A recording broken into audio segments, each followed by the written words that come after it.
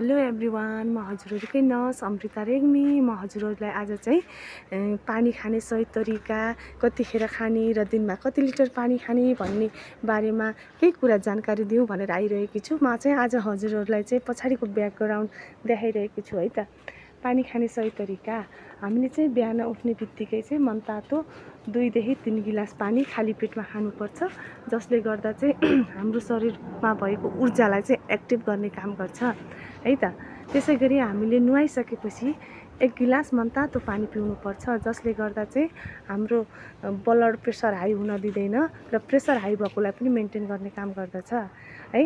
अनि त्यसै गरिसकेपछि चाहिँ हामीले खाना खानु अगाडि आधा घन्टा अगाडि चाहिँ हामीले 2 गिलास पानी पिउनुपर्छ, जसले गर्दा चाहिँ खानालाई राम्रोसँग डाइजेस्ट गर्छ र खानालाई पचाउनलाई चाहिँ हेल्प गर्ने काम गर्छ।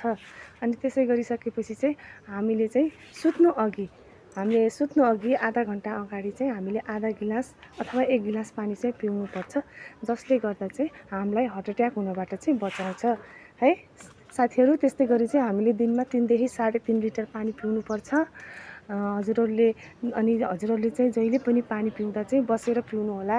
उठेर पिउँदा चाहिँ किडनीलाई चाहिँ फिल्टर गर्न गाह्रो हुन्छ, त्यसैले चाहिँ पानी पिउँदा चाहिँ जहिले पनि बसेर पिउनु होला र है त। हजुरहरूलाई पनि यस्तै जानकारीको लागि हेल्थ टिप्सहरू चाहिँ मैले लिएर आइरहने छु। मेरो युट्युब च्यानललाई चाहिँ लाइक सब्सक्राइब गरिदिनु होला। हस्, धन्यवाद।